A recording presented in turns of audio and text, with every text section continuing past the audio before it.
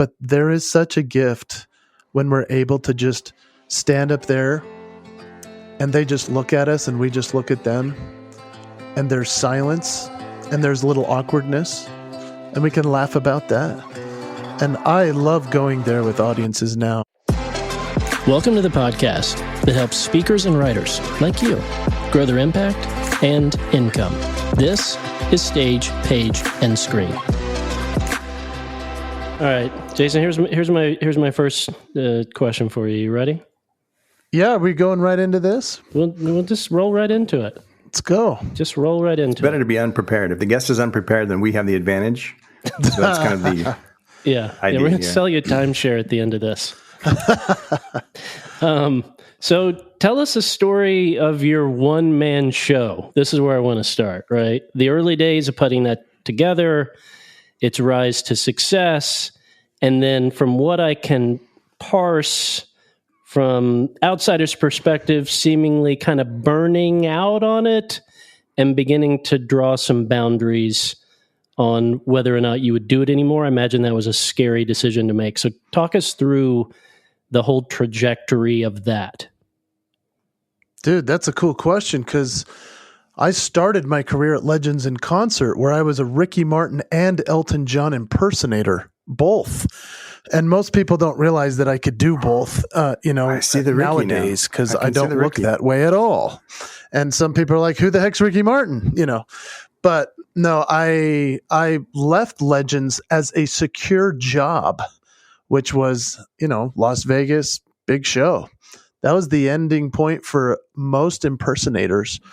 And I realized there was a guy in Las Vegas named Danny Gans. He had signed a $150 million contract at the Mirage.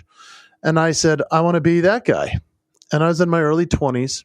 So I left Legends, this great job, put together a one-man show, patterned it exactly after Danny Gans' show. Like, not stealing his stuff, but just patterning it perfectly to the way that he did his bits, which were like a minute long.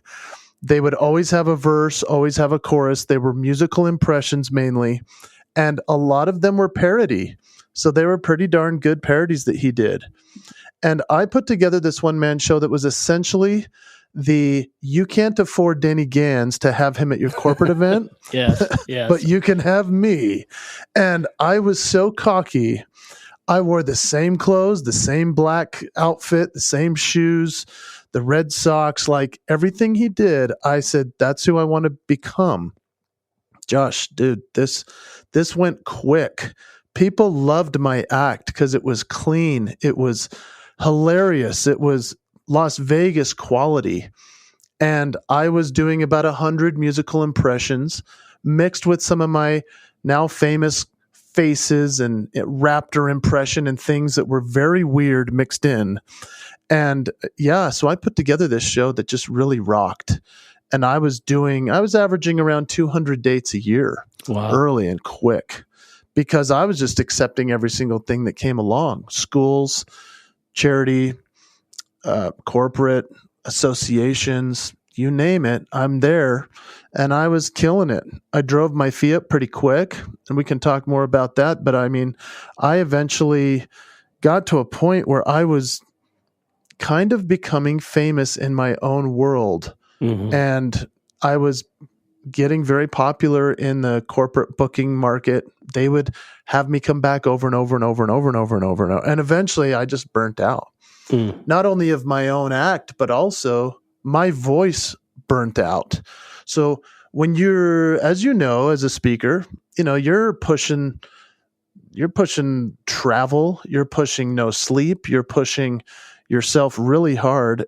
Just speaking on a stage is one thing, and taking care of your voice, it's a whole different animal. To be going from Elton John, can you feel the love tonight? And then all of a sudden you're upside, inside out, living la vida loca. Now I'm Ricky Martin. Now I'm, and I think to myself, what a wonderful world. I'm Louis Armstrong. This is my favorite podcast so far. This is amazing. That's Shakira, right? That's Shakira. Shakira was, I would do, oh, my hips don't lie. I don't know why. I sound just like a guy. Like I would do all this craziness. and then I'd blast into like Metallica, hush little baby, don't say a word, you never mind, I know you heard, and I was ripping my voice apart. I don't know, but I thought I could do this forever. I'm sitting in a doctor's office, about early 30s. Guy sticks it was an ENT doctor, sticks a vocal cord or a video camera down to check my vocal cords. And he's like, you're ruining your voice. Mm. And I had $1 million insurance policy on it at the time. And he was like, you're ripping your vocal cords to shreds. You won't be able to speak by the time you're 40 if you don't stop what you're doing. And he's like, what do you do, by the way? And then I showed him a video and he's like, oh my gosh, you can't do that. And I was already growing a little bit tired of the act anyway. Mm-hmm. And the real dream had always been, I wanted to be a combination of this Danny Gans impersonation entertainment wonder guy plus Zig Ziglar. Like I wanted to be a mashup of motivation meets entertainment. And not just like oh yeah, he's got a message tacked on the end of a great show. No, I wanted people to walk away like, holy cow, that motivated and inspired me so much. And so that's what I eventually put together. How long was this show? Was it like a 90-minute, 2-hour show? What are we talking? Yeah, most corporate events wanted 45 to 90 just all across the board. But then there were some groups where I would do an amphitheater and I'd sell tickets, or the city would bring me in and I'd do a big show. They want 2 hours. Yeah. We'd have to bring in a band. And I put together a great band, amazing studio musicians and performers that, man, we rocked. It was killer. That was the heyday of my entertainment show, was 2009 to 2011. Mm-hmm. And killing it. And how long did it take for you? I understand the vocal side of it, but how long did it take for you to begin to burn out on the act, where you go, man, I'm just kind of phoning this in. I'm sick of doing this same set thing that now is no longer high risk. I know it works. I know where the moments of laughter are. I know all of those things, because as a speaker, sometimes there's a similar thing. There's a period of time where you're trying new stuff and it's scary and it's exciting. There's a period where it's working and you're grateful that it's working because recently it wasn't. And then you start to get on that edge of like, man, if I don't develop a new speech, a new talk, I'm going to become that, bitter speaker that clearly isn't loving what they're doing. Great question. As can only be asked by somebody who's potentially been there. Yeah. I think, the act started really frying me out by 2009. And that's when we brought the band in, because for the first, 2001, my wife would have to press play on a CD player, which is a round thing that spins that people don't know about anymore. And I'd have to telegraph where I was headed with the act so she could skip ahead to track 45 and back to track 15. I mean, it was nuts what I made her do. She was so awesome at it. But eventually the iPod came along and converted all of that to that, and she lost her job, and she was grateful for that. And then I had complete control over the cues. I'm only bringing all of those things up because by 2009 is when I was finally like, let's add a band and see if that makes it exciting again. Mm-hmm.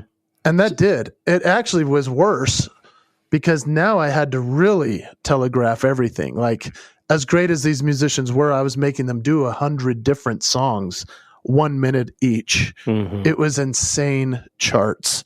And that's when I started really getting burnt out. I was like, this is crazy. I thought having a band would help, and it's just making me crazier.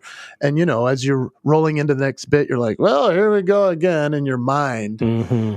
And, who really inspired me a lot was Billy Joel, because I saw him in concert, I bet 10 times in my life. But he would talk about how he was so hungry because he doesn't eat before a show, and how he was just sitting there thinking about, how can I get a hamburger and a shake, like as soon as this show's over? And he would have his lyrics in a binder on the piano in front of him during his concerts. because he was thinking about what he wanted to eat. That's what he said. I thought, okay, everybody has their place where they have to say, okay, I'm getting burnt out, or this is how I cope with kind of the challenge of what you're asking. So talk to me psychologically during that moment where you decide, I'm going to draw a boundary, I'm not doing this show anymore. That had to be scary for your own identity and success. There's also very pragmatic financial implications to, how am I going to get paid? Are people going to really book me as what I'm wanting to evolve into, which is sort of this entertaining Zig Ziglar type?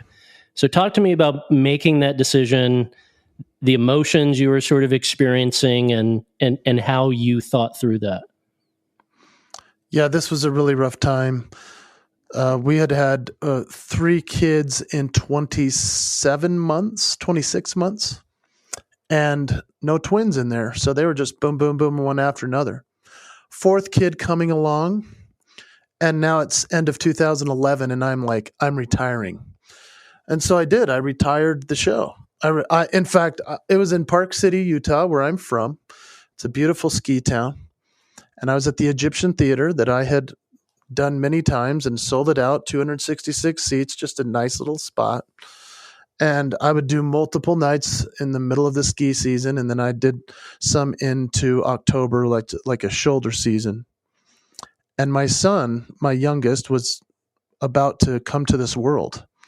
And so I said to my family, all these little children that had no idea what I was saying, my wife who's sitting there going, "What are you doing?" And I said, "I think I'm done.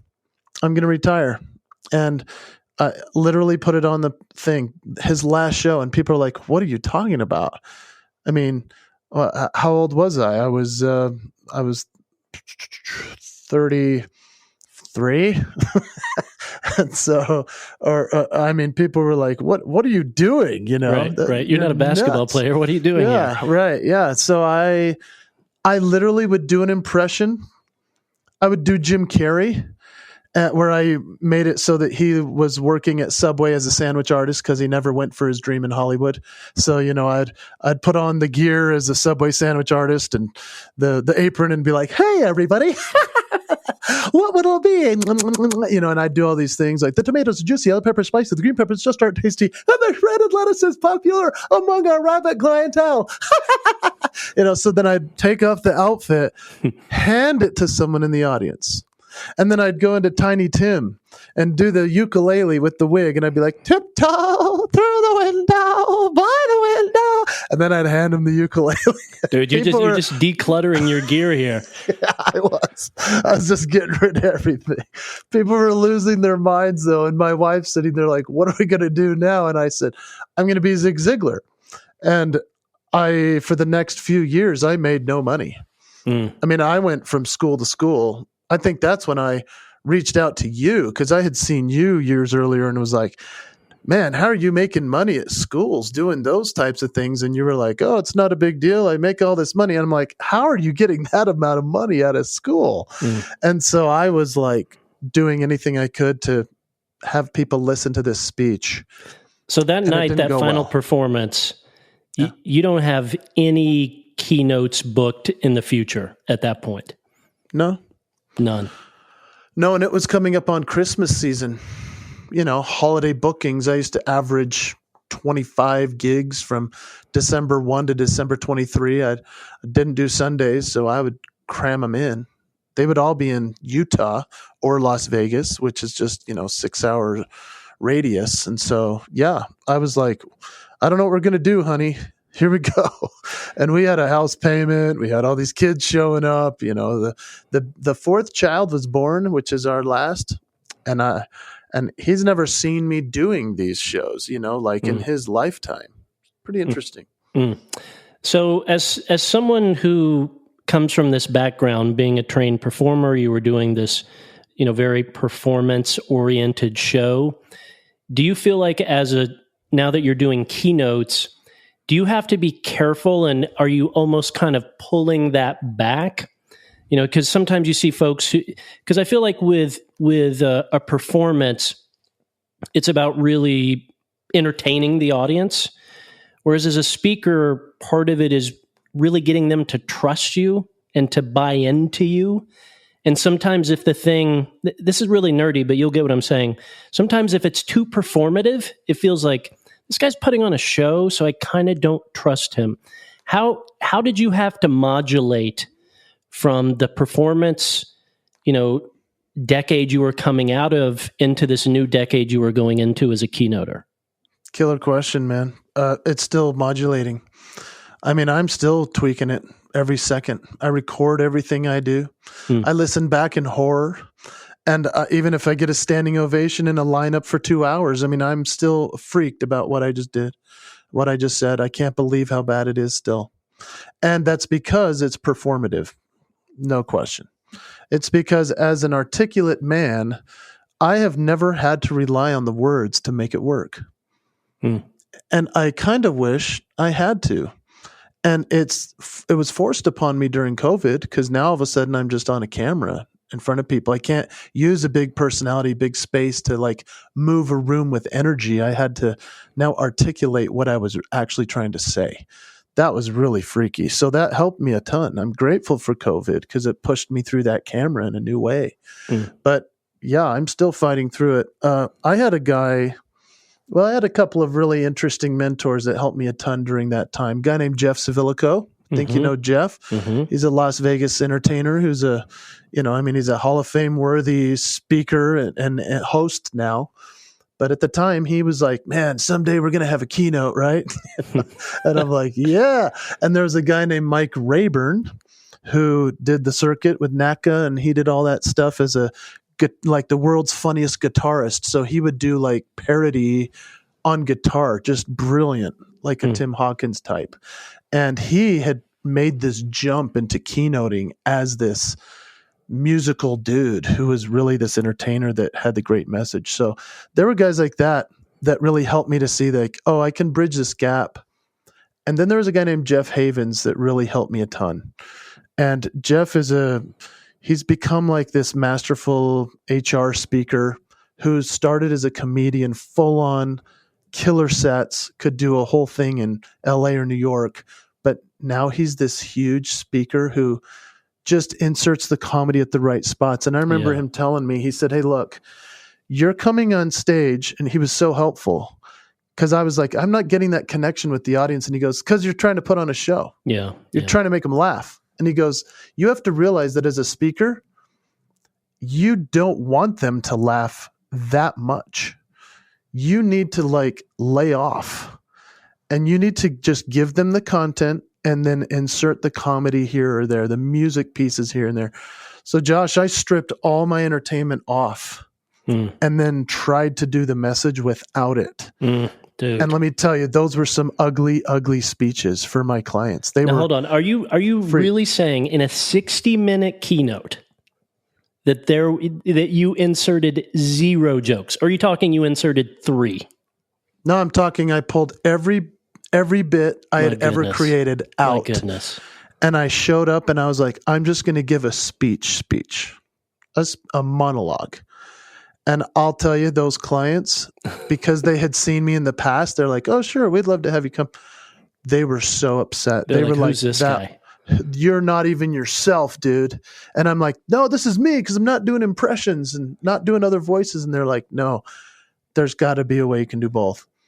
There were some clients that were very cool with me and brought me along and I said, okay, let me come back and try again. And they would let me. Others were like, you're never coming back. Yeah. And so trying to just strip it all away and then bring in the pieces of music, comedy, impressions, story, that was really a weird experience, but so essential. And I would recommend nobody ever do that ever in their life because you want to at least have a few things that land. Yeah. But I literally went in and did a speech and then went back and listened or watched it because I'd always set up 2 cameras. I'd set up a camera on myself and I'd set up a camera on the audience. Mm-hmm.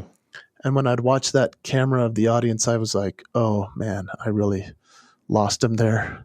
or lost them the whole time. And then bringing the entertainment in, that's where I realized, okay, if I front load with entertainment bits or comedy or music, is the content going to be strong enough for them to hang on? Or if I show up just with the content, will they last long enough till I make it to an entertaining bit? Those were really weird things to go through, but I'm still going through them. I mean, even where was I yesterday? Yesterday was in Indianapolis after coming home from Macau outside of Hong Kong. And Indianapolis, I stood up on that stage. I don't think I made them laugh like really hard for about 3 minutes. That was just me getting on stage and establishing the premise of what I'm going to talk about so that they knew it was serious. It was a bunch of, pharmacy reps and stuff. So I was like, I got to do this way. I think that's really maturing as a speaker.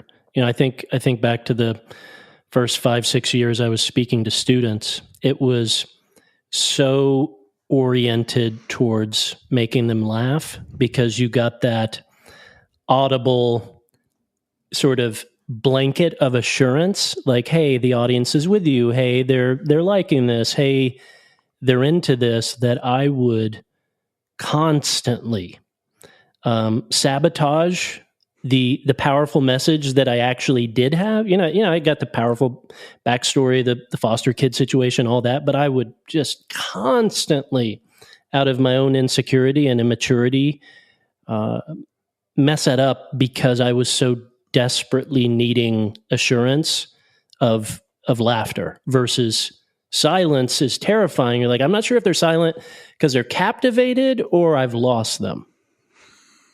Dude, that is so familiar to me because yes, it is that, the parachute of laughter and, they love me and they accept me and they're getting it. But there is such a gift when we're able to just stand up there and they just look at us and we just look at them and there's silence and there's a little awkwardness and we can laugh about that. And I love going there with audiences now. It is certainly a maturity, but it's a major confidence space that you have to grow into. I don't think people can just land there. I think what you did that is a great challenge that few will do, but those who would do it would look back a year later after going through the agony and really appreciate it, which is whatever that kind of superpower is that you naturally have that can eventually become a crutch for a period of time, stripping that away and saying this message, I've seen it in the youth and education space with guys who are magicians, and it's like, awesome, but I feel like if we take away the magic, the message isn't that good, or comedy or performative stuff, or guys and speakers who are really heady, and it's like, well, what if where are those moments of levity? So I think you doing that is incredibly mature. Thanks. Let me just throw this out too. Yeah. I have to say the same thing with people like you say that are heady. You're leaning too much on your slides. Get out of the graphs, get out of too much detail. If you're I was mentoring this gal the other day right here in my office, and she's just a successful engineer turning into a keynote, but she is a workshop leader. And she's just like, I just don't know why I'm not, something's disconnecting. And I said, well, let's look at your slides. And as we looked at the slides, I was like, why are you using all these generic phrases, or why are you using these? Where are the photos of yourself? Like, there's nothing about you. These are stock photos. And then I went to her website and I was like, look at all the stock stuff. What's the deal? Can you not share anything about you? You have a beautiful life. And she's like, I never thought about that. I'm talking to a bunch of men and engineers. And I said, they want that from you. Yeah. Like they need that. And I challenge you to cut 100 of these slides out. My goodness. Yeah. And she's like, wait a minute, how will I do that? And I go, I don't know. You just have to be brave enough to say, I don't need them. Yes. And I just man, when I added slides to my presentation, that's when I was like, oh, geez, I guess I am a keynoter. Yes. Versus not having any, because I don't need them. I don't. I could stand up there and just speak and perform and everyone thinks it's great. But now I have supplemental images. Yes. There's not words. They're just images that pop up to reinforce what I'm saying so that every person's brain can capture it. Yes. I think to be candid, slides would probably be my current day crutch because I am very cerebral, but I've also found really playful ways to use the slides, not only as reinforcement like you're talking about, but also to kind of punch a joke, to bring more depth to sort of a poignant moment. So, all right, I want to talk through something with you. I want to talk about the perfect keynote, and I love a good pie chart, so I want to talk about percentages. So I'm going to give you 4 categories. You're welcome to add another category if you want. But in your mind, the 4 categories are this: the audience is laughing, crying, nodding, taking notes. In your mind, is there another category you would add? And if not, what's kind of the perfect percentages of each of those 4 things? I like those. That's great. I do get them crying now, and that's an interesting space for me. And what's odd is that it does not happen every time at the same place for everybody. And so in that sense, it's kind of my own Steve Martin moment, if you will, where the balloon pops for them at their spot where they need to laugh or cry. In terms of taking notes, I see that a bit. I would say that I would love to add into that some type of physical engagement, meaning taking a picture of my slides or high-fiving or taking a selfie with the person around them, like some kind of engagement piece. I also do a piece that's actually pretty gutsy that I just added. I talk about how when I first tried out for Legends in Concert in Las Vegas as Elton John, I didn't get the job right away. They sent me away and said, you don't sound like him at all. And how I had to learn through a year's worth of study how to figure out his voice. And there was just a couple little details I was missing. But I say to the audience, I'm going to close my eyes just like I went back for that audition. And if you feel that I sound anything like Elton John, I would like you to put your lights on your phone and hold it up like you're at a rock concert. That's a pretty gutsy thing to do because I'm not going to sound like Elton John to everybody. I mean, I'm doing one song versus his whole catalog.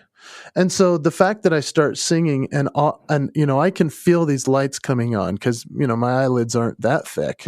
And then all of a sudden I open my eyes as the chorus comes on and at least half the room, if not more, has their lights up.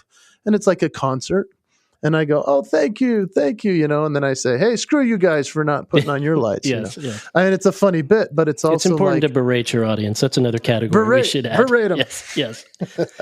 But I feel that engagement piece, honestly, to the client, as much as laughter is important or crying, as much as note taking and nodding and so forth, for the client to see them all doing something like that, or if I might say, hey, everybody jump up and tell the person next to you what you think your greatest skills are.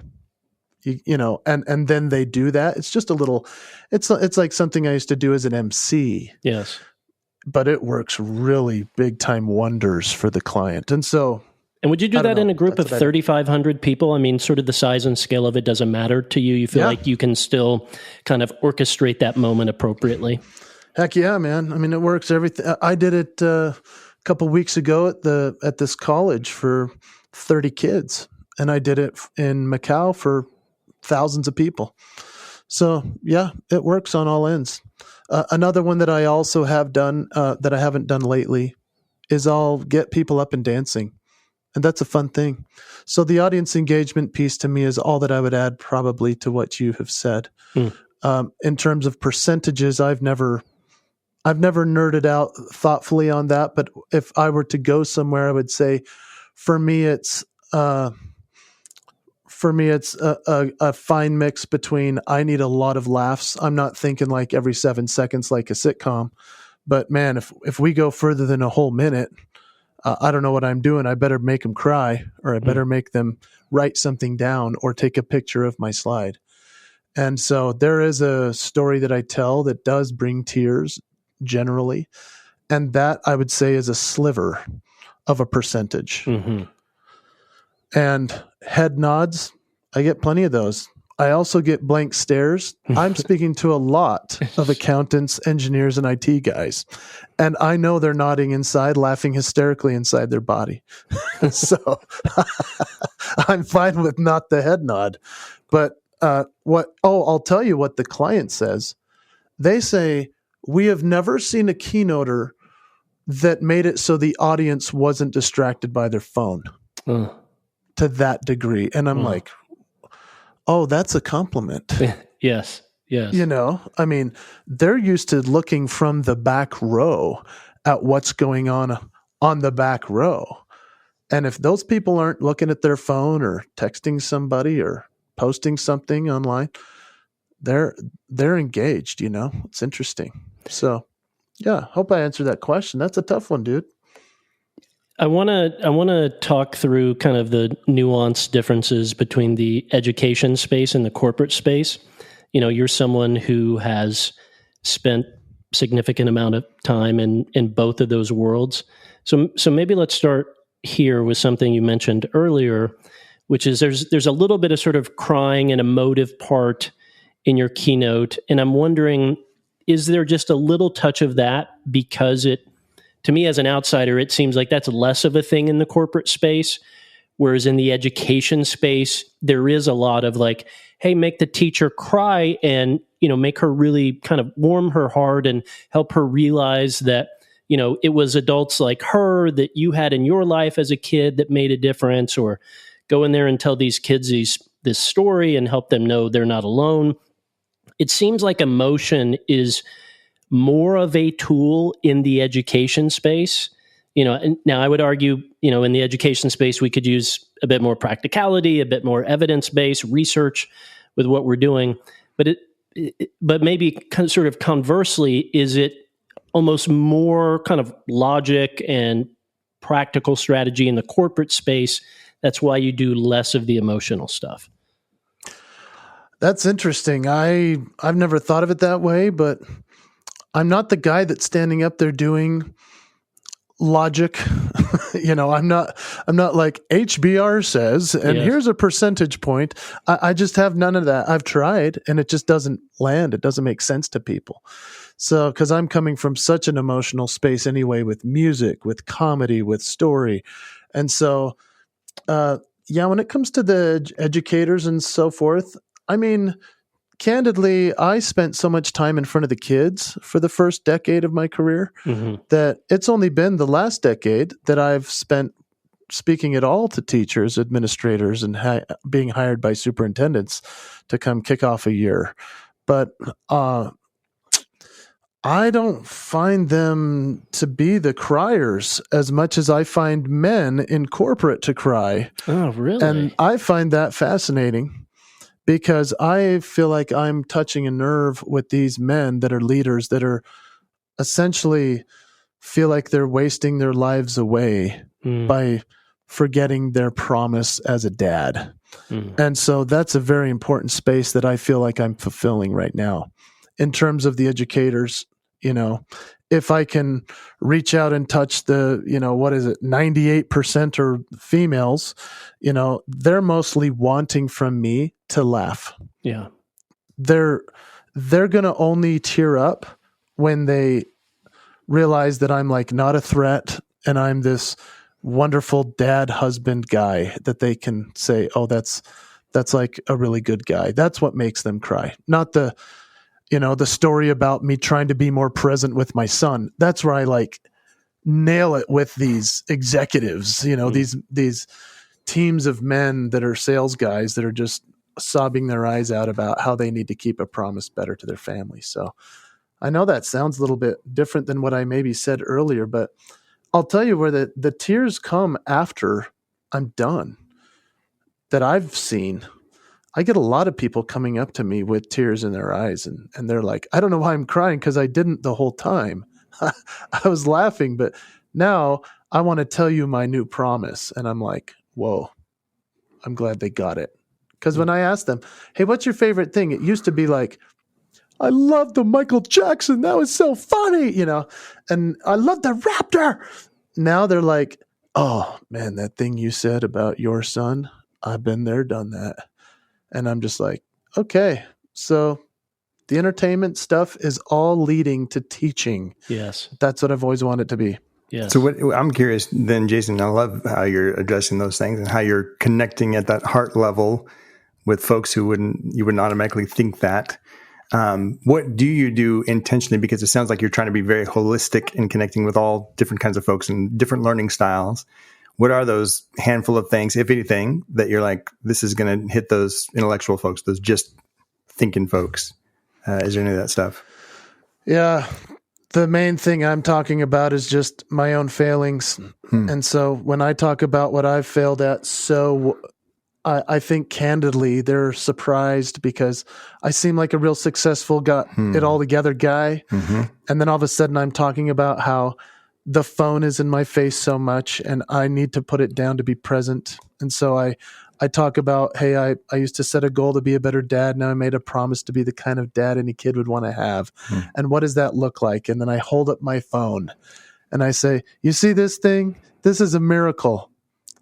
But I want you to know that as quickly as this can connect you to the world, it can just as quickly disconnect you from your family. And then that slide comes up with that quote. And everyone's like, oh my gosh. And they take a picture. And I go, I don't know what your promise is to your family, but I know for me, it's to be fully present. And I have to be reminded every day when I touch that phone because it is the ultimate distraction. But it's also what connects me to the world. And had I not done this when my son was 3, after I tell this story, now he's 15 and we're best buddies. Yeah, man, I guess it's just some kind of, they say I'm like a subliminal philosopher or something. I find it very interesting. Yeah, I'm not surprised to hear that you make these, men engineer cry more than teachers, because teachers are sort of constantly thinking about the impact they're making on their kids. And I could see someone, just sort of in their corporate job having lost that perspective. And then you come in and sort of reawaken that in them and give them that paradigm shift of, man, I've really lost track of the whole reason that I took this job and want to create this livelihood for my family. Seems to be, yeah. And I do share a great story about a teacher that changed my life. Her name was Rosalind Hall, and she was the choir teacher. And, it's a comedy bit. That's what it is. It's a beautiful comedy story, but it's also like a teacher hears it and they're like, oh, I know a teacher like that. Whereas a leader at a company hears that and they're like, because I liken it to the fact that all leaders are mentors like a Mrs. Hall, and that we need to identify, clarify, and magnify the gifts of everyone around us. And that just knocks them out in a corporate setting. Whereas in an education space, they're like, well, yeah, that's what we're supposed to do. Right. Yeah, that's what we do every day. What else you got? What else you got, buddy? Yeah. Let's talk about the grass being greener on the other side of each space. What have you seen speakers kind of wrong, maybe corporate speakers wrongly view about, hey, I want to dabble in the education space? Or what have you seen education speakers who say, this next phase of my career, I want to start doing corporate gigs? What are some common mistakes or misconceptions that someone might have crossing that chasm either direction? Man, that's a cool question. I'd say the ones seem to be the younger male speakers are always like, man, I want to do corporate, because they've trapped themselves, in their own words, in this education market. And I can say this candidly because now I'm a 44-year-old old man with, children in high school who just wishes my kids would hear these speakers, would listen to them, because they're not listening to me and they're not listening to my age men really anymore. And so to have these young guns, 20s, 30s coming in, fiery, excited, pumped up, life by the oyster or whatever. I mean, I love those guys. And when they're like, oh, I want to be in corporate, I'm almost like, I remember like Adam Sandler and Billy Madison, where he's like, don't come here. You don't ever want to grow up. I want to go to high school. Don't ever leave. To me, those younger speakers and those dudes that are killing it in the education market, I look back at those days and I think, man, I am so grateful I did that. And I so wish I could still make that connection with those kids, because I cannot at this age right now. It's gone. And so I would say to them, enjoy where you're at, because you are literally influencing the future. And that's not just some kind of moniker. It's a real thing. I have had so many people come up to me that have been at an event, and I'm like, I don't even know how I got this gig. And a girl will come up to me, beautiful 30-something, and she'll say, hey, I got you this gig. And I'm like, you did? Thank you. How do you know me? Well, you spoke at my elementary school when I was in 6th grade. And I'm like, gosh, are you kidding me? Like, first of all, that makes me feel old, but it makes me also feel like I just won the lottery, that this girl says, you changed my life by teaching me about signature moves when I was in 6th grade. And that's why I have done what I've done in my career. And I'm like, oh my gosh. So that's a literal thing that we probably don't talk enough about, because we don't see proof. A lot of speakers are out of the industry too quick. And so the education speakers, I would say also, you have such stability in a pandemic, even though, things were weird. Man, corporate was gone. Education was what rocked. They got funding. They got extra budget. All of a sudden, you could do it online or in person, but they were the first ones back. They were the lucky ones, in my opinion, the education guys. So that's my little pitch to them. Do you think the young guns in education are getting lured by the fees that they hear about in corporate, and that's part of what can draw them to it? 100%. I mean, and unfortunately, they're being lied to in most cases. Go further there. What do you mean? I mean, you've got corporate guys that are saying, or corporate keynote speakers that are like, dude, I'm doing 20, 30K. And, there are very few that are nailing that. And if they're getting that, it's very, very rare. I mean, let's be honest. It's not.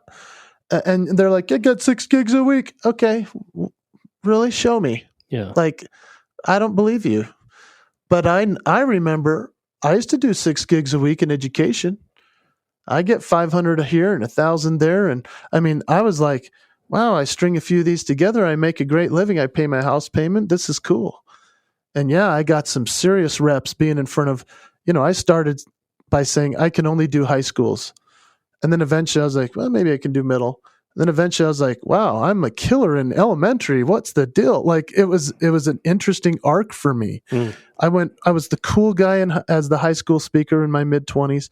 By the time I was in my mid-30s, I'm the perfect elementary speaker. Now, I'm not good at any of them. I'm good at corporate. You don't have to brag.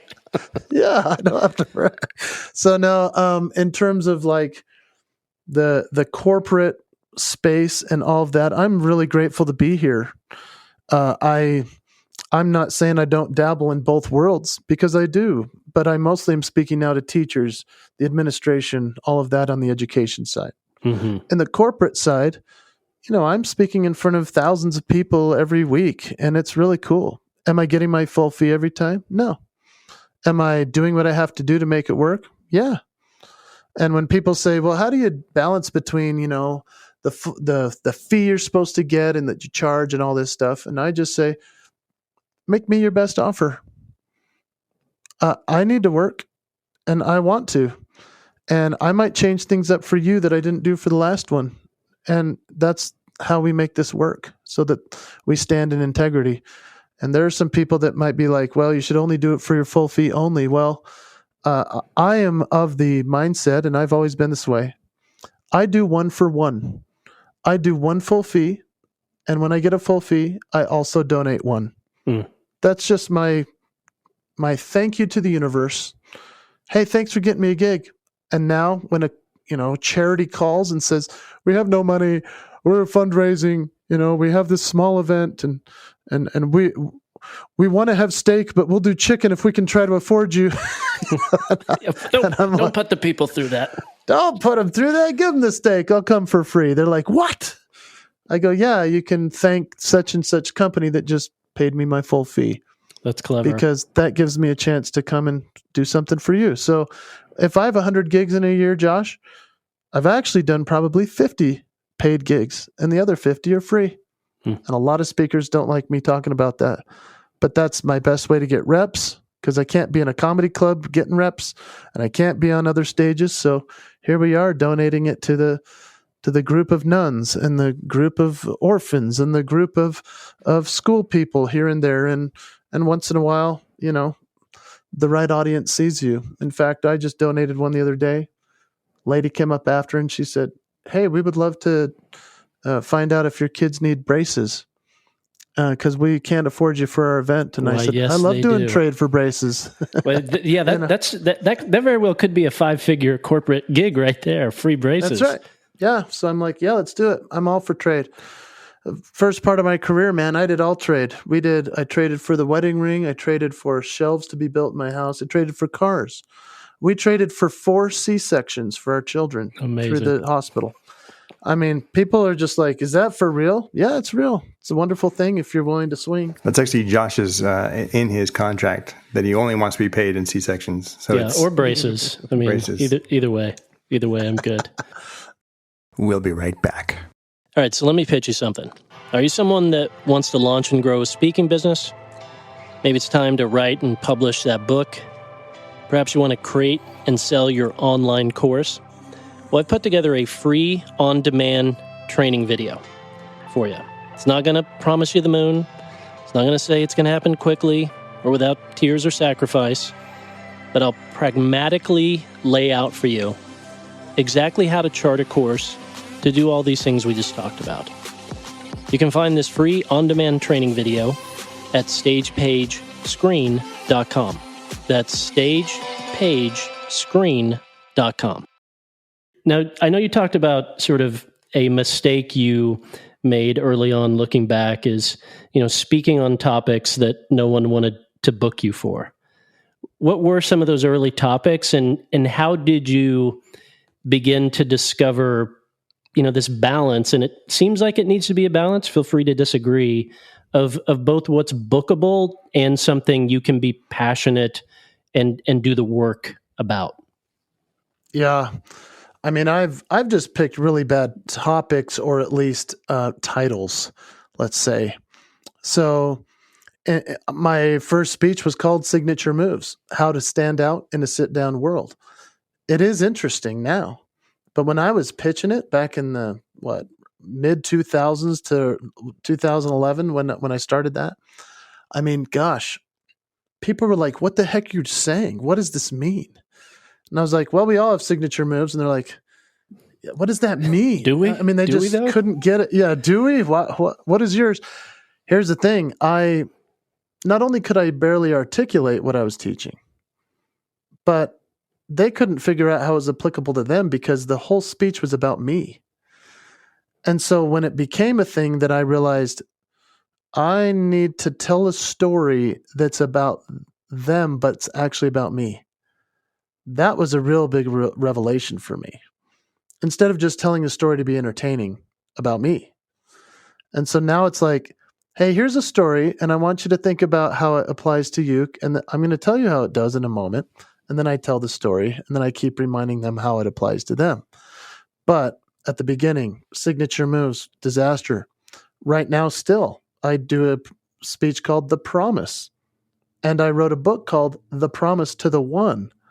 And guys, The Promise to the One is confusing to people. It's confusing to bookstores. It's confusing to everybody. They think it's It could sound religious. Yep. Yeah, they think it's a religious thing, and I ran it by a lot of people who were like, "Yeah, that's cool." Well, you capitalized the O in one, and therefore it looks biblical. So that was on you. Well, and you put it in red. Right. You put it in red, did you not? Well, yeah, I put it in purple on a mountaintop with the sunlight. Like, well, you're asking for it. I did. I'm like, here. Everyone's like, "Where's Moses, dude?" On this cover. And so, like, selling that book has been really tough. And I'm just telling you, it's a really, really good book. And it's a really, really good speech. But the promise is scary to people because, they think it's religious. And hey, I'm coming in from Utah. They're like, what the crap is this guy going to say? Here we go. Yeah. So I'm just saying, like, it all can be difficult, but as I've slowly progressed to being like, oh, well, what's the promise? The promise is your level of commitment you make to any customer. They're like, oh, or what's the promise to the one? That's the promise to yourself. Have you kept any promises to yourself today? Or are you just setting goals and missing them? And they're like, oh, so now it's intriguing if I give them an explanation. So have you reworked your titles based on this pushback, or have you merely gotten better at explaining it, pitching it, and anticipating those objections? Both, yeah, that's right. And I mean, I still say it's called The Promise, but then I have to talk to the client and say, interesting, this is what the promise is for your company. What are you guys willing to promise to your customers? Yeah, what are you promising to your team? What is you as leaders? What's your promise? And then they're like, oh, yeah, let's book it. But dude, I've been talking about it since 2016. So what's your hesitation to just change the title to be as clear as what you're pitching on the phone? Just because it's almost like it just needs a subtitle, And so I just keep pushing, and I don't know if at some point I'll finally break, but it seems like the promise has finally started to catch on because I do so much on social media talking about it. Oh, I see. That makes sense. Yeah. Now they come at me that way. I see. Yeah. In my mind, I always go, the title is about clarity and the message is about creativity. So, nice. So to me, it's like, I need to channel my anxiety for all those kind of creative, artistic, artisanal moments within the speech, because then you have ultimate context with the audience.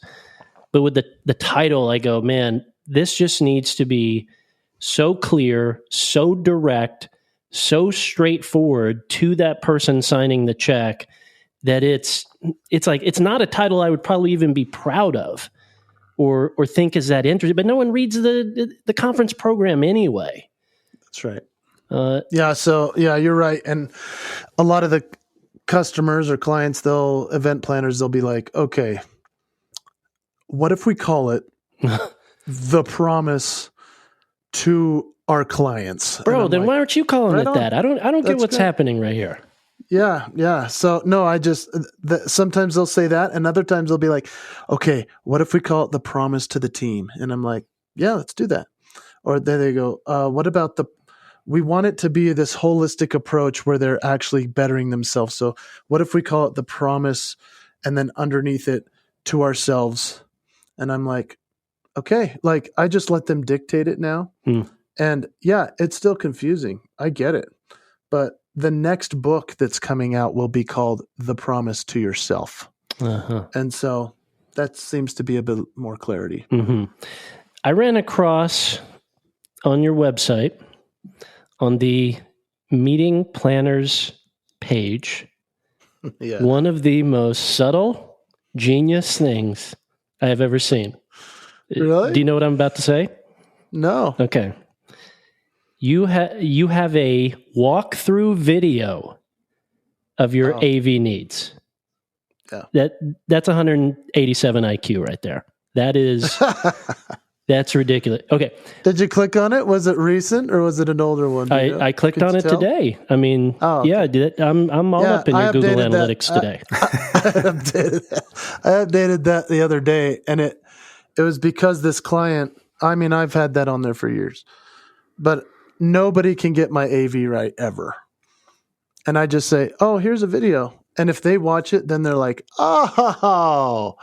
But man, I update it all the time. I updated, I think maybe a month ago, because I'm like, oh, this one was even closer to being good. So you created that because you've had some frustrating experiences. You go, man, if they would have got this right, it would have gone better. Oh man, I would say AV is the absolute bane of my performance existence. There's nothing that worries me more. I show up at every gig. I would love to show you my bag, but since this is an audio only, I have a bag full of gear that makes me stop at TSA, even though I'm pre-check clear and have a government global ID. Like, they have to go through everything because they're like, why do you have all these wires? And I go, well, I don't know if the AV guy is going to do what he's supposed to. I literally show up with XLR cables, 3.5 millimeter. I've got converters like you've never seen. I went over to China and I walked in with that, and they were like, why do you have all this stuff? We watched that video. And I was like, I love you. Can you get a sense the moment you walk in the meeting space whether or not someone's watched the video? Oh yeah, 100%. All I have to do is look up front. If I see a high boy table, if I see an HDMI cable, if I see a boom stand, if I don't, then I'm like, all right, who's going to ask me if I need a lav? You know? So, all right. So my superpower is like process and systems. It's not what I'm known for, but it's the thing I most enjoy and nerd out about. Could there be a step in sort of your post-contract booking process where at the end of the video, there's like a keyword or like some sort of Easter egg that they need to reply to you with? And in the event they don't, that sort of triggers, hey, follow up with this client. They clearly haven't watched the video because they haven't gotten back to us with this Easter egg or this keyword. Dude, you're the brown M&Ms guy. I love you. You know that story, right, Van Halen? Tell it. In their contract, it said no brown M&Ms. And if they would show up at the dressing room and see a bowl of M&Ms with brown ones in it, they'd throw the M&Ms across the room, rip the room up. Because they hid within the contract that it said no brown M&Ms allowed. And if somebody skipped through their contract, they knew it immediately with that little Easter egg. So I love that you came up with that idea. I will now implement that. Thank you very much. Because yes, we do a pre-call. I make them have the guy that's the end game AV guy on that call. Oh, that's brilliant. Yeah, I always do it pre-call. And so when I get there, I go, oh, hey, Jack, remember our call? Yeah. Why didn't you get me what we talked about? Yeah. Yes. Well, what's up? The client pre-call is quite common, but you being specific that you want that AV person on there, that's quite subtle and brilliant, because often the client's on board. They're like, oh yeah, sure. Yeah. HDMI, XLR, no problem. And then the AV guy is like, I never got this. I don't know what you're talking about. Yeah. And I'm that speaker that's, even though I've got like, man, I think I'm at 60 plus slides now, but they're all imagery. And I'm adding in images as I'm walking on stage, essentially, because I'm taking pictures from the night before or the location. I'm doing some comedy about whether it's a crappy program or the hotel has some problem or whatever. I'm pointing things out that are broken promises. It's actually darn funny. But I need the laptop on stage with me. Yes. Because I put it in presenter mode. Yes. And they're just like, why do you need that up there? Why don't you just give us the USB? And I go, well, I just created this slide deck. Yeah. Like, I don't even know where I'm going. If I don't see it in presenter mode, it's like driving through the rear view mirror. Yes. And they just don't get that. So it's been an interesting challenge, because I didn't have that challenge as a showman. Right. Yes. And in the idea of having someone else advance your slides, whether it's a poignant slide or a funny slide, it would essentially be like, hey, I'm going to tell a joke, but I'm going to do the setup, and then I want the AV guy to do the punchline. It's like the timing of when you give them the slide, when you take it black, when you remove it so it's no longer a distraction, all of that stuff that if it goes well, no one notices. Yeah. But if it doesn't, it really matters. 100%. And I actually now because I'm on iMag so much, which for those that don't know what that is, it's where my image is on the screen. A lot of these events where it's only 500 people or so, they don't have a dedicated screen just to iMag. You have to switch between what's being shown from your PowerPoint slides, and then they have to choose when to show your iMag picture of yourself, of what's on the stage. So I have to really give direction to the AV guy. And I say, hey, who's the switcher? And then I talk to him and I go, okay, look, here's what I built into the slide deck. So I want you essentially to only let each slide live up there while I'm pointing at it or looking at it. Mm-hmm. And I also want you to know that I need, whenever you see the logo of the company or the theme, because I stick that in there throughout the entire presentation, I say that's an immediate cue to come back to iMag. And they're like, oh, and I go, yeah, Very so smart. we can click through it real quick. I'll show you. This is how I'm going to talk about this. I'm going to point to it. And then right when I turn back, I need you to come back to me on iMag. And when you see the slide of the company, come back to me. And he's like, oh, I got you.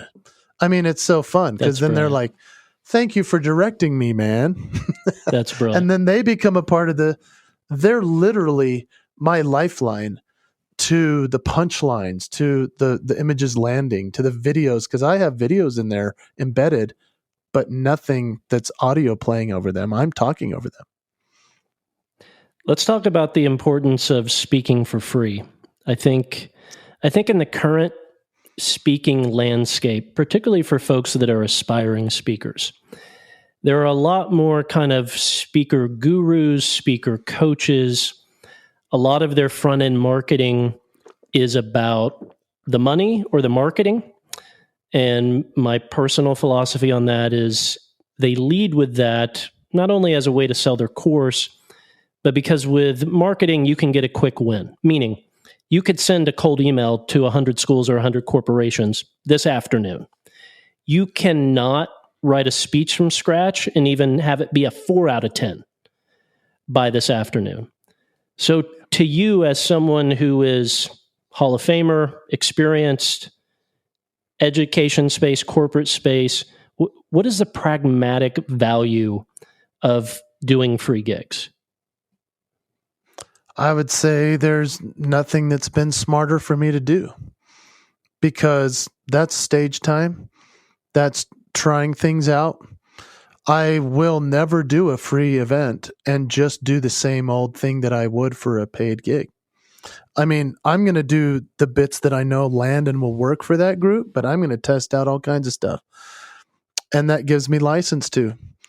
And I'm going to always bookend the good stuff. I've got an A piece here and an A piece there, but I'm going to stick some who knows what it's going to be graded at by the end piece in the middle, whether it's a point, a story, an example. But doing the free things allows me to also fulfill a personal purpose, which is, for me, I believe that I have been given a gift. I believe that all of us as speakers have that obligation to the world to speak and share whenever and wherever we can. And so I do promote that, yes, you should be speaking anywhere, everywhere, every chance you get. And when people say, well, but you got to be paid, I say, well, to me, the payment is the laughter. To me, the payment is the person coming up after and saying, I never could have afforded seeing this, or having this at our company, or having this at our event. Let me scratch that. I don't remember ever doing a free company event. Mm-hmm. So I'm saying, like, what it has led to, though, is a lot of gigs. That's a cool thing. That's not the reason I do it, but I do cast the bread upon the water, and it comes back to me, in a really nice sandwich. And so I'm very grateful that those cool things happen. But to be able to stand on a stage and say, I'm donating this tonight for you folks, and this is the reason, that's very special, and that's powerful for me. I used to, years ago, think it was a tax advantage, and I would have the client, do like this invoice negotiation services type in thing. kind or whatever it's called. Yeah. Yeah, and I donated, hundreds of thousands of dollars worth of things one year, and after realizing I should have written it all off, eventually I realized, it just comes out to a wash, so I didn't do that anymore. And it just wasn't a thing, probably a decade ago. But yeah, for a long time I did that. That was very helpful for us. And now I'm just going out and I feel like it's my way of doing good because, hey, I can't build a house. I can't. I'm not Habitat for Humanity Hewlett. I am getting me on a stage, put a bunch of people in this room, and I will inspire them. I will make them laugh. And I'm the only person in the world that can do what I do. And that's important for them to be able to enjoy that. I want to nerd out on this idea because it's one that I'm fascinated by. When you're workshopping, let me start here. How much of your current corporate keynote, so kind of stories or bits or pieces of it, need to be swapped out soon because you're in danger of burning out on them? Oh, yeah. Almost all of it. Yeah. I'm coming to that point where I'm like, ooh, this is coming along like this. I'm on the train and I'm going, I give that speech. That was a B. That was a B plus. That was pretty good. Cause man, I'm telling you for the last 5 years, it's been a D minus just in my grade book. Cause my show got to an A plus. And so I'm still fighting to get there with the speech. Yes. I'm getting close. Yes. And now I'm starting to feel the burn. And I'm ready for some swap outs of some big stuff. That's going to be hard, but it's also going to be it's something where I practice at all of these events, and I practice through blogging, podcasting, social media posts, videos, blah blah blah.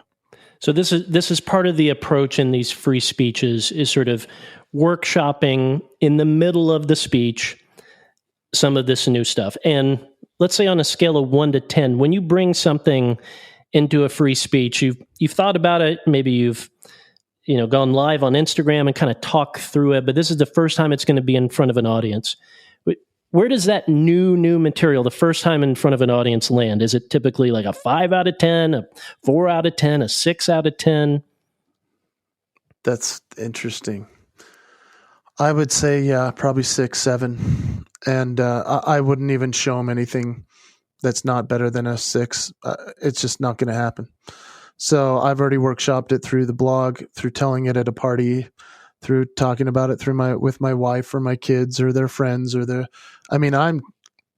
I'm doing bits everywhere all the time, sneaking them in.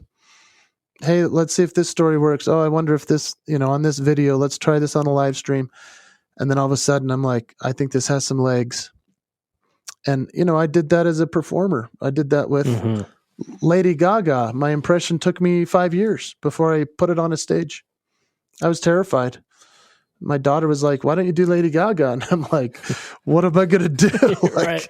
I was like, how do I make a parody of a Lady Gaga song? And I was thinking of like turning Bad Romance into top ramen and stuff like this for kids. And I eventually realized, oh, it's Old MacDonald had a farm. That's it. And so now I was, I'm caught in a chicken dance. Old MacDonald had a farm. E-I-E-I-O. Back. So like that took 5 years of workshopping to get to the point where everyone on this podcast is like, what the crap just happened? But like, if you watch it on YouTube, you'll be like, oh, that's a killer bit. Yes. So to set expectations for someone who's workshopping some new material, let's say you bring something on stage first time, it feels like a 7. What are the levels of growth? It would be like the next free gig, you try it out. Now it's going to be like a 7.2.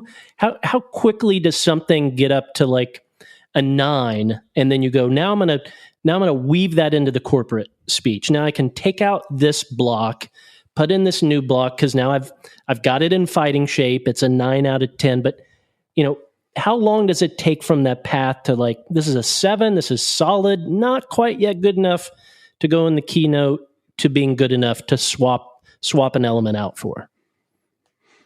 That's really cool that you like to nerd out on that stuff. I would say, honestly, I'm putting it into the freebie, and then I'm I'm jumping it right into the corporate keynote as soon as possible before it gets any moss, because I don't want to lose the excitement of that and my ability to tell it. I did one that I'm remembering a couple of years ago. I inserted this piece about giving a gift to my wife at Christmas time, and it was a disaster. And I slayed with this story the first time I told it. Oh, man. And I was like, oh my gosh. And it was at a free thing. So I stuck it right into the corporate one the next day, because I think I had like 6 gigs in a row. So I stuck it in the next day, and it was like where it was an absolute 10 the first time, which is very rare. Yes. I stick it in the corporate thing, and it was like a 2. It just didn't land. And I was like, I wonder if it was placement. So the next day I tried it at the next corporate, and it slayed. Like, it was an absolute 10 again. And I'm like, sometimes just where you stick it in the entire program, sometimes it's just a few words leading up to it. The whole story was like a full-on punchline. But if I had to do the setup first, and then I would at the right way that I did it the first time was that I told the punchline first, and then I told the story, and then the punchline again. So I negated putting in the punchline the first try on the corporate. It's just interesting to workshop those things. I love it. Well, this is very encouraging to me. I have a story I adore about the time a buddy asked me to officiate his wedding, and I went online and bought, for $30, a thing, and it was an e-commerce purchase. There's a bunch of titles you could choose from. I chose Archbishop, and all these sort of things ensued where you had to get registered in Oklahoma. I didn't know that. Therefore, his marriage ceremony that I performed was invalid and not legal. All these things.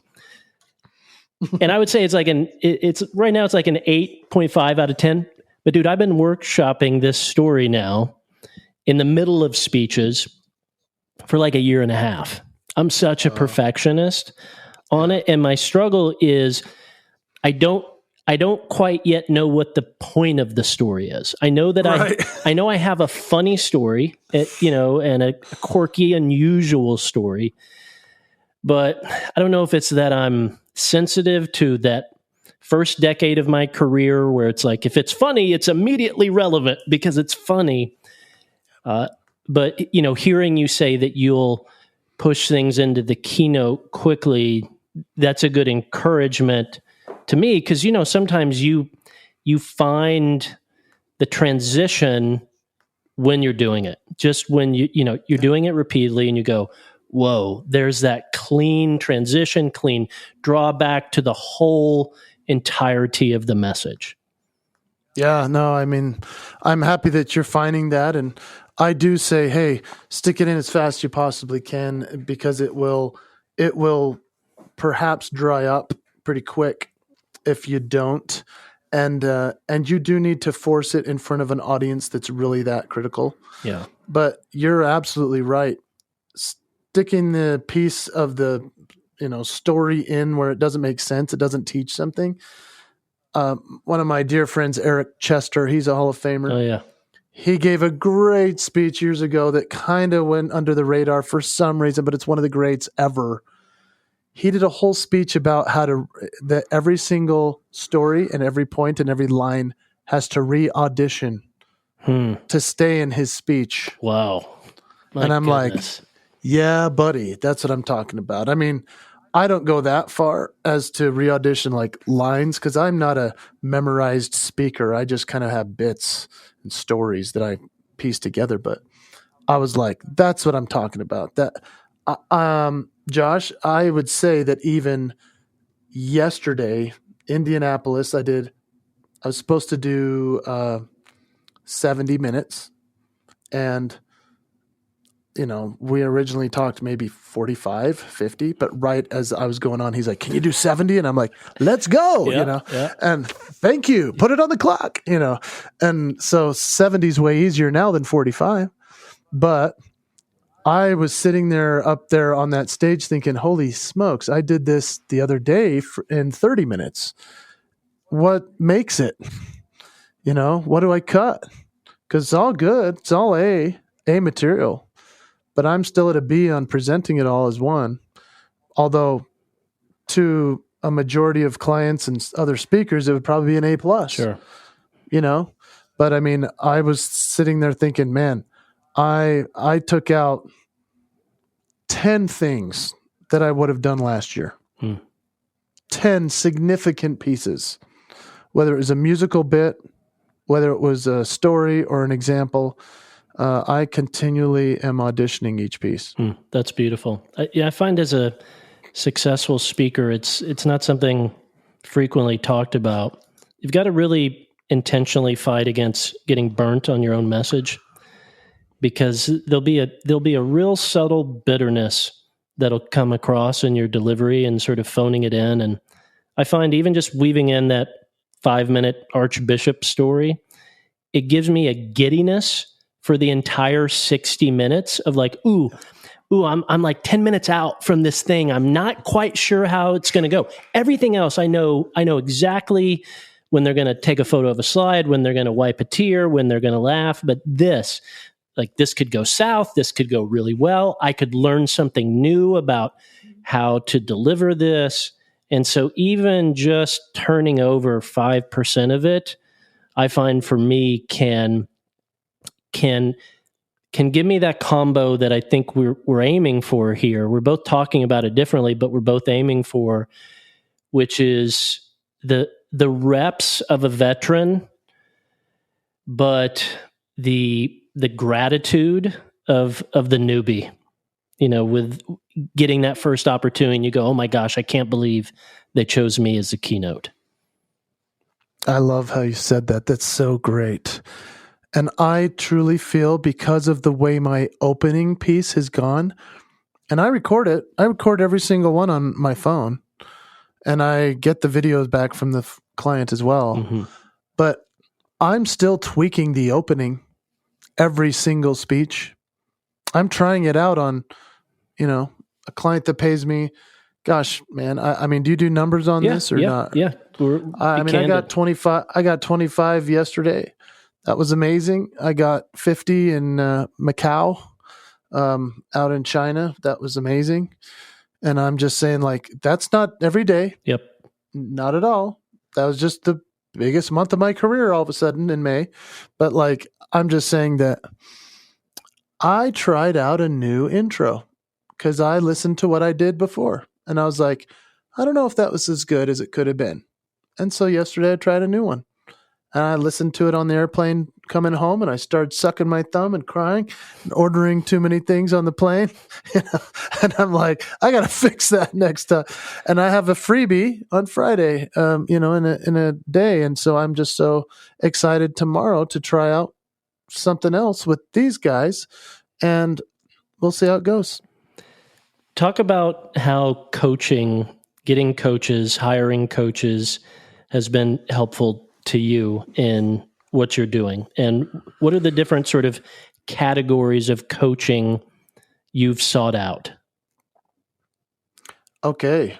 I've done a lot with the coaches, man. I mean, whether it's a life coach, physical coach, speaker coach, performance coach, you name it, I've kind of been there, done that. I still do that. I have right now a coach who's helping me through what we were talking about earlier about the promise message itself and just the title and stuff. So I have a coach just for that one thing. That's a weird thing to have 8 sessions with a guy for 2 hours at a time about a word. But like, that's how important it is. And so I've hired lots of coaches in terms of speaker coaches. And here's what I found with them. A lot of them are, 3 points in a poem or 3 poems in a point, whatever. And a lot of the time, the benefit of that is just to realize that you do need someone to bounce it off of. It is good to have somebody to help you through it. But in reality, you need to put in the work yourself. I mean, that's what it always comes down to for me. It's not to say I couldn't hire a coach and have him help me. I've hired comedy writers, giving him $1,500 to $5,000 to go in and watch my speech and make it funny. I've never used one line. I think I've done that 5 times in the last 5 years to try to make it funnier, and they just can't. And I'm not saying that they're not good. I'm just saying what they sent me wasn't my voice. And so in terms of performance coaching, I have had no performance coaching in a long time. It'd probably be a good thing. I do performance coaching now myself for other people. But I also know that, there are great places where you can go and test something out in front of a bunch of people. It's like a big workshop coaching experience. I encourage everyone to do that. I tell everyone, why would you not have a coach? I mean, like I just said, I have a financial coach. I have a health coach. I have a workout coach. I have a one-word coach. I've got like 6 coaches right now. I just find it really important, even if I use their stuff or not. You need a coach to manage all these coaches. You need like a project manager coach. A little middle. You need some middle management there for you. Were you always? I don't know if it is. I was hesitant to coaching in the beginning, partly because I was young and egotistical, and under that was really fear. But then I also had like this foster kid baggage and like growing up with no money, and so in the beginning it was tricky for me to go, why am I going to pay this this guy $500 an hour for something I can probably figure out myself? Were you always open kind of mentally to the financial investment side of it, or did you have to overcome a barrier there yourself? Yeah, good stuff. I did not want coaching at first. No, I was just like, that's crazy because I already know what I'm doing. I'm good enough. I'm just going to imitate other people that I want to be like, and I'm going for it. It was only through the years that I've realized, if I just tweak one little thing, it will trajectorily kick me to another level. And that takes coaching, whether it's physical for my body, how can I get, from this fat percentage to that, or how can I become a little bit better of a singer? How can I save my voice? That's where coaching probably came in first. I am a self-taught singer, self-taught musician, self-taught impressionist, because I don't know if there is an impressionist coach, but like eventually as I'm in Vegas, they're like, hey, how do you warm up your voice? And I'm like, I don't know. I just get on stage and I go, ah! They're like, dude, you're going to kill yourself. So they're like, here, you need a coach. So I went to a Seth Riggs coaching, which is like the star coach. My wife's a drama teacher. I know that name. Oh, yeah. So Seth Riggs, he wasn't my coach, but like a Seth Riggs certified guy in Vegas. And he taught me all these things that absolutely helped me, saved my voice. I was in my early 20s. I was like, I don't need this guy. And then he's like, can you do this? Go, go, go, go, go, go, go, go, go, go, go, go, go. And I'm like, what are you doing? That is so ridiculous. Like, and I'm like, okay, yeah. And I would do it. And then I was like, oh, I actually do need this guy's help. Helped a ton. Changed my life. And then I was like, okay, that was significant. I had 2 or 3 lessons. And then I was like, maybe I should do that for my physical health. For Ricky Martin, they needed me to lose like 15 pounds. I mean, obviously we could go into eating disorders if we'd like, but I'm just saying like it was a challenge to lose 15 pounds. I was already 6'2", 190. I was like, what am I supposed to do here? But yeah, man, I'm very grateful for the coaching that I've had. And there have been a lot of them just become almost like a really expensive therapy. And then you go back and you write it better by yourself. How have you zeroed in coach selection? You talked about maybe some frustrating experiences with a few comedy writers. You go, man, I paid them $5,000 and these are interesting ideas, but I'm not actually going to use any of those. How have you, based on some frustrating experiences with a coach, said, let me get better with my selection criteria. I know exactly what I'm looking for. I'm looking for a practitioner, not just a philosopher about the craft. How do you think about it, now? Yeah, I've got my guys that I've just figured out are the ones I recommend. So if somebody says to me, hey, I want to be better on stage, I say, oh, you got to go see Michael and Amy Port. And they go, I want to create a speech from scratch. I go, oh, you need to go see Lou Heckler.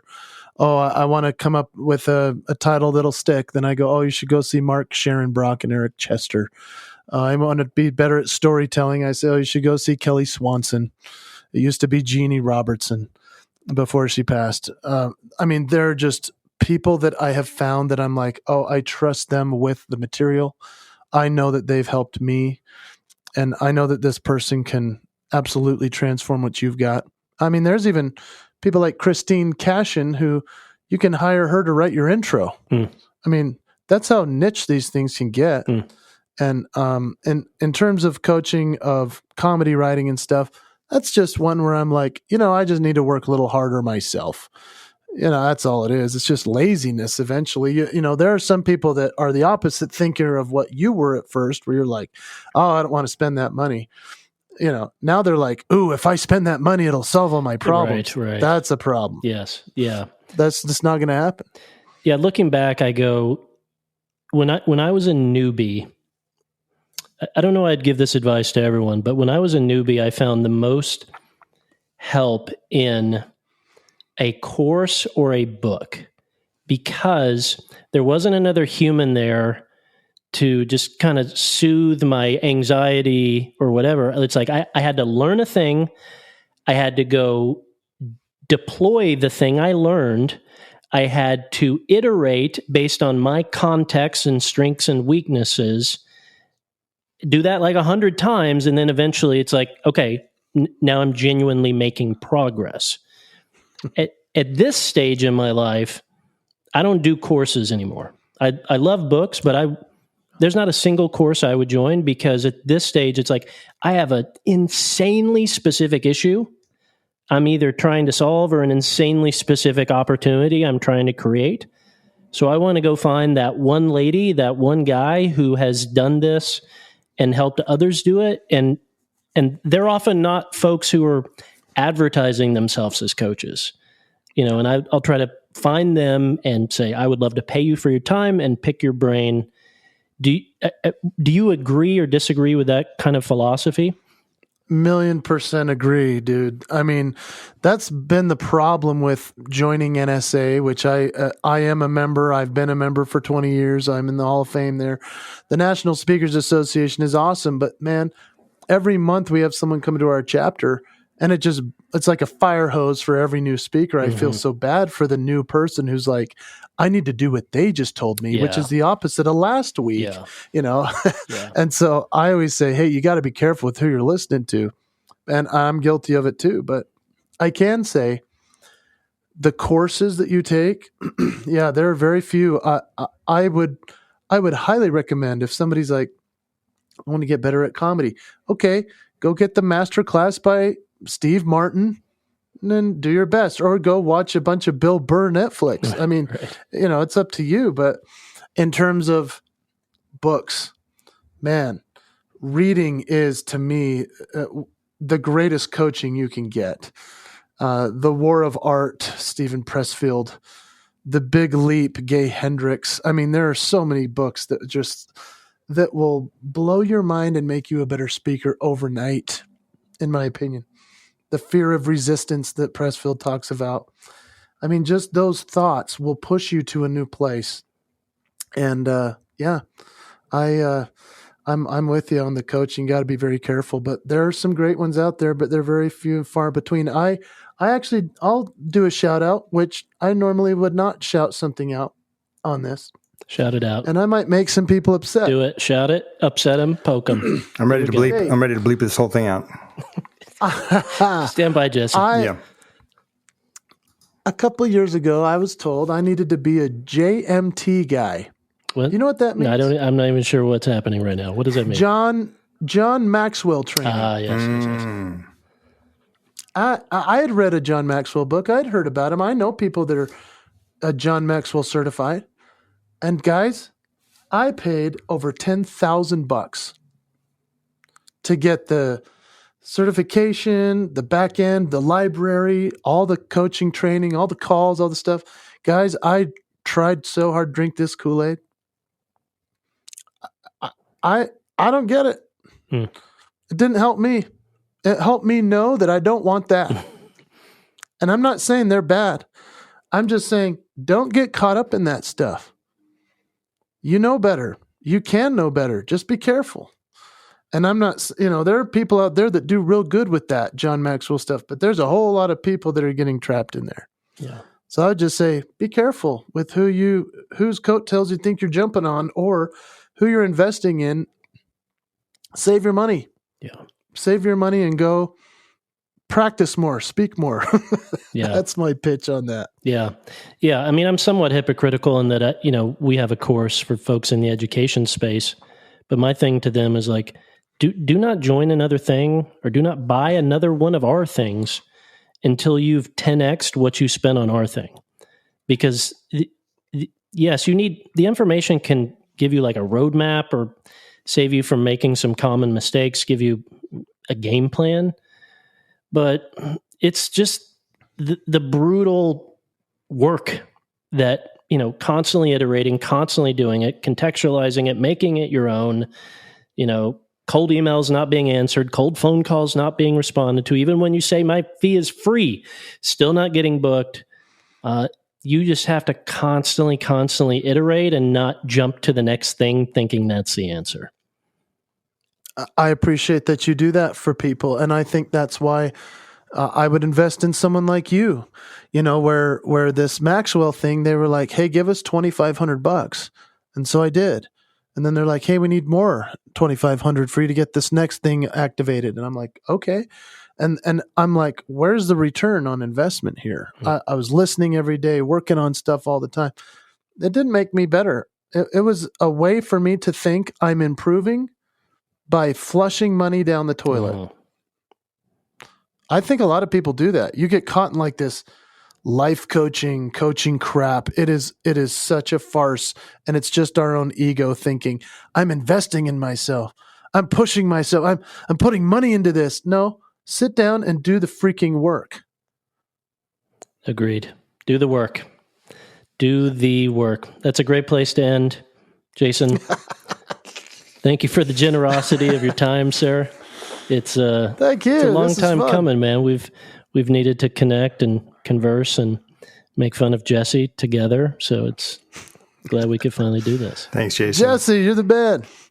Thanks for letting me be on. What a cool deal. Can't wait to tell everyone about this. Well, I love your work, Josh. I've been a fan for a long time, and you helped my brother. Oh, really? Actually, years ago when he had MS and he started losing some weight, and so he started to, get in better shape and became a speaker. I said, you need to get the Josh Ship program. So he did. He loves you, man. That's cool. He worships the ground you walk on. Mm-hmm. So, yeah, thanks. That's kind, man.